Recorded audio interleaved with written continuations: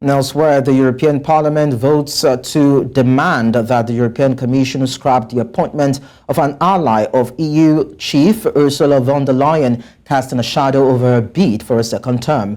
Ursula campaigned for re-election to the European Commission presidency following the European elections scheduled for June 6 to 9 has barely begun, yet she has already come under fire. With less than 2 months to go before the election, the right-wing European People's Party candidate for the helm of the EU Executive Board has faced attacks on a growing number of fronts, not to mention the risks that go with them. This week, she will have to answer to some of her commissioners and a section of the European Parliament who have criticized her for appointing German member of European Parliament Markus Pieper as the EU's SME envoy, even though he was the lowest rated candidate for this newly created and highly paid position.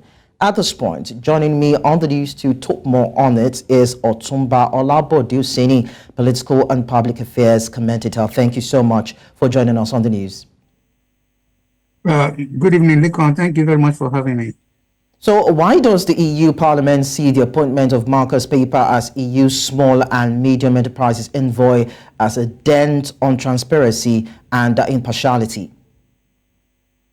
Well, in Europe and in some of the most developed countries, issue of transparency, accountability is very, very important in governance. And anytime anybody tries to conduct anything, the representatives in the House of either the House of Commons, House of whatever, will quickly react, and it will have an immediate effect on that political party that particular person represents. And that's exactly what happened now in Brussels. Von der Leyen is a German politician. She started about 4 or 5 years ago on this political appointment, and she's now campaigning for re-election. And all she can not afford to do is to get involved in anything that will scandalize or that will affect or that will taint her position. And I think it looks like that mistake has been made now, because we have a situation where there are other 2 people who are qualified. I think they are 2 women, and this particular person happened to be from her own party, and for her to have show sign of supporting that particular person, I think a little bit she has caused the red line. So does this also speak to issues around favoritism or maybe incompetence on the part of Pieper, and of course probably gender inequality? Can we tie this issue around these 3 variables? Probably not. Like I said, the issue of transparency and the issue of also having to go, you have to go through the lay down process and procedure, rules of the game. Nobody can afford to step above it. And it needs to be seen that the candidates, no matter how qualified you are, nobody should be seen to be favored. And I think in this regard, that is exactly what happened. And it is a very difficult one, because you will need to prove not only to have parties, but also to larger other members of the commission that that's not exactly what she did. So it's going to be very, very difficult for her to do that. So this seems to cast a doubt on von der Leyen's impartiality and judgment, or maybe choice in some quarters. Now, with a stern demand for a redo of the hiring process, does that portend a huge setback for her campaign for a second term?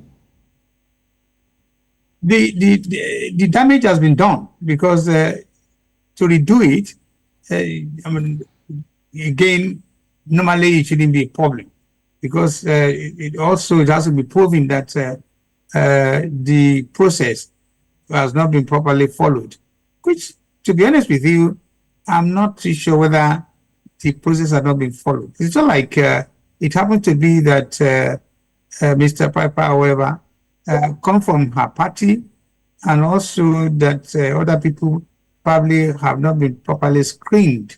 So that might be the problem she has. But I cannot imagine that she has openly want to flagrantly want to depart from the normal procedure of selecting any member of the any professional in that capacity. So the damage again, like I said, has been done. She will need to probably has to start linking her wounds, because the thing is, other commission members of the other country, they probably will start saying, look, this is not what we want. They are now start giving us the commission a bad name. And that's a very big issue now, because some people have started casting aspersion on the reputation and the credibility of the EU and other institutions within that region. So at this point, what do you think the lawmakers can do to change the situation, change the narrative, and restore back its position and pride?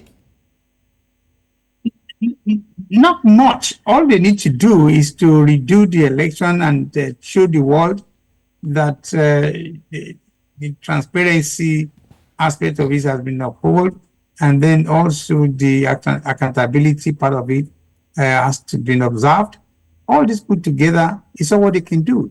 But any which way, the loser in this in the whole saga is going to be Ursula von der Leyen, and she might not get out of it so easily, because little things in Europe, people tend to hold on to it. Oh, she did that. Unlike other African countries where you can get away with little or big matters. That is not the same in Europe.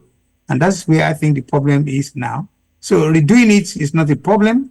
Probably they still have to follow the same procedure and process, and eventually maybe somebody else will emerge. And this same person will also emerge, but I'm thinking if the same person emerges, he might say, look, my name has been called to question, the name of my supporter has been called to question, I don't even want the position anymore. So this might be part of the remedies that might satisfy other commission members and so on and so forth. Okay. Otunba Olabode Osenie, thank you so much for your insights. Thank you very much, Lekan, for having me. You're welcome.